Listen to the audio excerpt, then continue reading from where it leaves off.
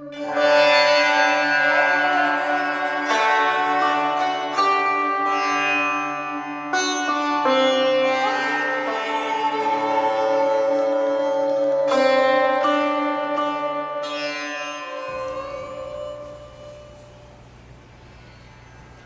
morning, everyone.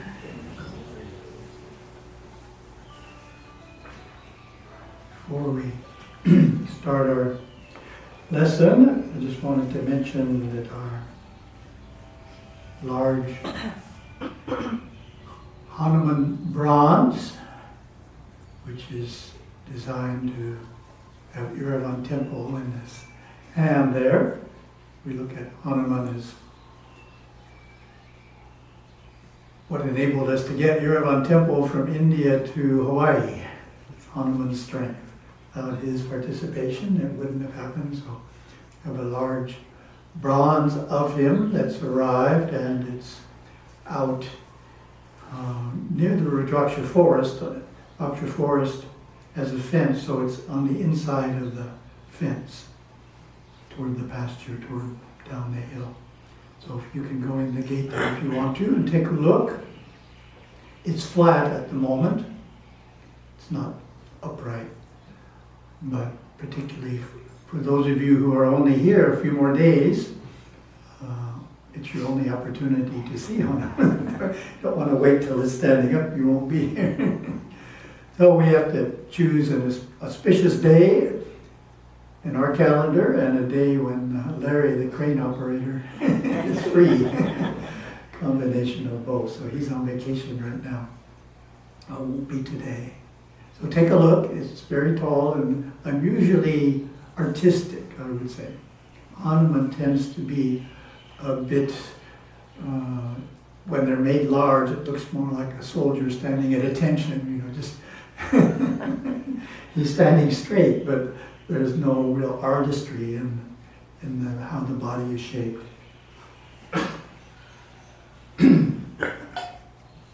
Whereas this one, he's in motion. It's very nice. And the finish on it is very refined as well, the patina. Very nice color there. So take a look. To our formal topic, we're going through the lessons of our book Path to Shiva, for those who don't know that, when we have this event. Take one lesson from Path to Shiva and read it and make a few comments on it. Today's lesson from Path to Shiva is lesson 59. How do we practice Karma Yoga? Karma Yoga is selfless service, or Seva. It often takes the form of volunteer work at a temple, helping with the basic needs and events, like polishing the brass lamps, answering the phone, making garlands, and preparing for pujas. This humble service helps establish good character. The effort to do good deeds can be extended into other areas as well, such as the workplace and the home. Quietly and willingly helping others, without complaint and without expecting thanks. Such service reaps hidden blessings. In its broadest sense, Karma Yoga is spiritualized action. It is doing each and every task consciously, selflessly, excellently, as an offering to the divine. Satguru Bodhinatha advised devotees, whatever work you have to do, do it well. That in itself is yoga. Work done in this spirit is a form of worship. Doing our ordinary daily duties becomes a powerful sadhana that contributes to our spiritual progress. This yoga makes us more focused, effective, and fulfilled. It eliminates the false separation of secular work from religious practice.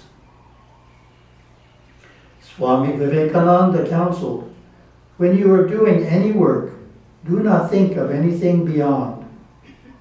Do it as worship, as the highest worship, and devote your whole life to it for the time being. Here are some keys to successfully turning work into worship.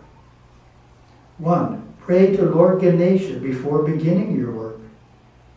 2. Act selflessly, detached from the results. Focus on serving, helping, giving. 3. Work hard, overcome lethargy, fatigue, confusion, and doubt. 4. Maintain harmony with others. 5. Enjoy the effort, don't feel rushed. 6. Make the work a worthy offering, completing it as perfectly as you can. Then stop, review what you have done, and make it even better. Gurudeva's quote, "Go out into the world this week and let your light shine through your kind thoughts, but let each thought manifest itself in the physical deed of doing something for someone else. Lift their burdens just a little bit, and unknowingly perhaps, you may lift something that is burdening your mind. You erase and wipe clean the mirror of your own mind through helping another. We call this Karma Yoga."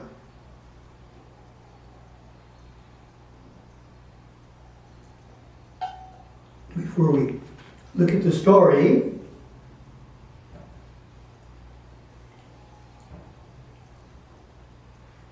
the lesson gives two explanations of what Karma Yoga is. It's important to note that. When we say Karma Yoga, to most people, the thought that comes up is selfless service, Seva. That's Karma Yoga. I go to the temple, help out, decorate for the festival. Karma Yoga. That is true. But the lesson also makes the statement saying, in its broadest sense, Karma Yoga is spiritualized action. So spiritualized action is much broader than just selfless service. Spiritualized action includes going to school, your profession, going shopping. It includes everything. Action refers to all actions. So if we're doing them in a spiritual way, that's also Karma Yoga. And as the lesson says, if we're good at that, then we take away the separation of religious practice from secular practice, which is the goal. We want to turn everything we do into Karma Yoga. And the easy phrase for that is work becomes worship, shall we say. Then we can say work is worship. And when we do it correctly, work becomes worship.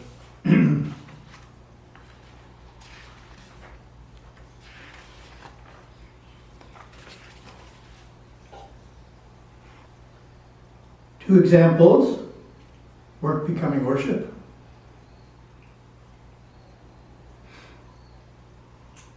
The person's name here is Ramaswamy. So when you hear Ramaswamy, don't think it's talking about the deity Rama. Ramaswamy is the name of the person. Yoga Swami once spoke to a laborer who was cleaning the lavatory outside his hut. "Oh Ramaswamy, are you doing Shiva Puja out there?" So even when you clean the lavatory, it's supposed to be worship. It's the point. And why is he saying that to this man? Because it's his profession. He's doing his task. And that which is our profession, no matter what it is, should be a form of worship. Second example, Yoga Swami's words to a young man just starting his career were, "You are going out to work. You must dress well and look dignified. Everything should be an offering to God. The world is an altar." Well, that's, again, there's no difference.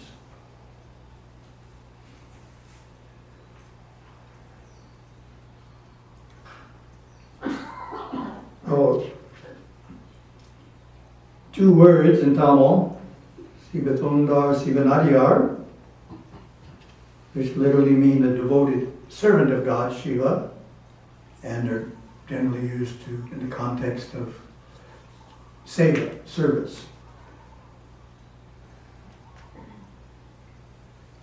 But one of Yoga Swami's Nachintanai letters, third one, it's on this topic. He says, Nangal Sivanadiyar, Nangal Sivanadiyar, Nangal Sivanadiyar, Nangal Sivanadiyar. Idu Sarya, Idu Kirya, Idu Yogam, Idu Yanam, Idu Marandam, Idu Mandiram, Idu Tandiram, Idu Marandam. So he's saying, we are Sivanadiyar, we are Sivanadiyar, we are Sivanadiyar. This is Charya, this is Kriya, this is Yoga, this is Yana, this is Mantra, this is Tantra, this is the Panacea. Panacea is a translation for medicine. Well, what does Yoga Swami mean? How can Sivanadiyar be all these things? All the practices of Siddhanta, Charya, Kriya, Yoga, and Jnana relate to Sivanadiyar. Well, it means it's the key attitude. If we hold this perspective, that we are the devoted servant of God, Shiva, when we do these practices, then we get the most benefit from them. Other attitudes aren't as effective, shall we say. So it's the right attitude to get the best benefit. And we'll come back to that idea at the end of the story, the long story.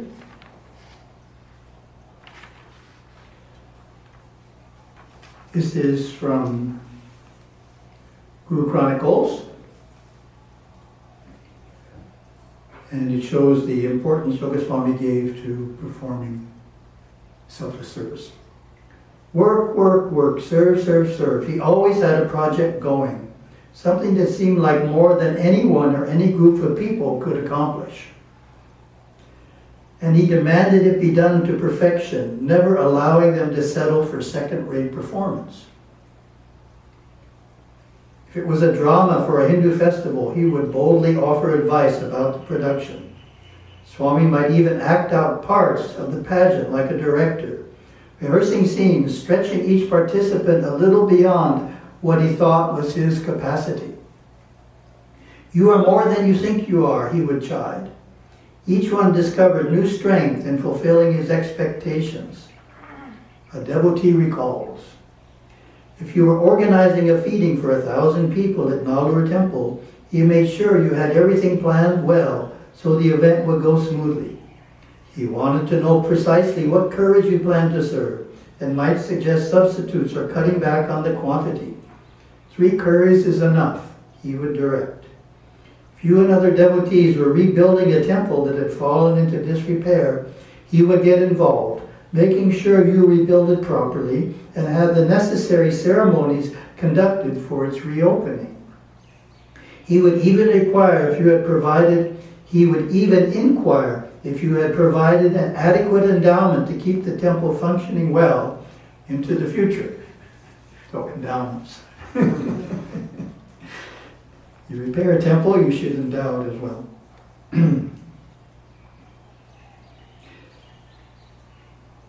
Then the last paragraph of this brings up an important aspect of Sivanadiyar, which is to truly feel that rather than I am the one who achieved this, that it is God Shiva who is making this happen through me and the others involved. So we'll read the comment here and then comment on that. If a devotee had accomplished something and came to Swami for praise, he would strip him down to size quickly. Sometimes he would ignore a devotee's achievement entirely and quickly guide his attention to another project that needed work. Or he would scold. So you think you have put on a good feeding. Was it you who put life into the food? Into those who cooked the curries, who created hunger, who discovered the way to satisfy it? My child, you must not think you have done anything. It is all the work of the Lord. When you know that, then you will know you have done nothing. So that's reflecting the ideal. And if you want to see how well you're doing, you can ask yourself a question, or you can present it to someone else to see their attitude. And there are devotees, if you try to praise them, they won't let you. Or you say, oh, you did a wonderful job on this, it's so well done. And they'll say, oh, it's all Gurudeva's grace. Or it's all Shiva's grace. You know, they won't ever accept the praise. They'll deflect it. And they're not doing it just because of the culture. They're doing it because that's the way they actually look at it.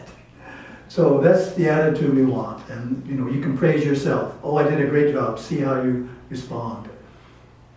Do you really feel it was Shiva's grace or Gurudeva's grace? Or you say, thank you for praising me. Wonderful test. And the last quote here, excellent summary. See everything you see as Shiva. Do everything you do as Shiva's own do. Give up this I and mine. Wonderful goal. So don't forget, Hanuman's up there. Wonderful sight, particularly for those who don't live on the island. Of course, you can see it on Taka particularly once we get it standing. It has how tall is the mound? 4 feet. There's a 4-foot mound. It's near the mound, so if you want to see where it is, you'll see a mound sticking up 4 feet. So the Hanuman, which is really tall, is going on top of a 4-foot mound. So it's going to be quite impressive.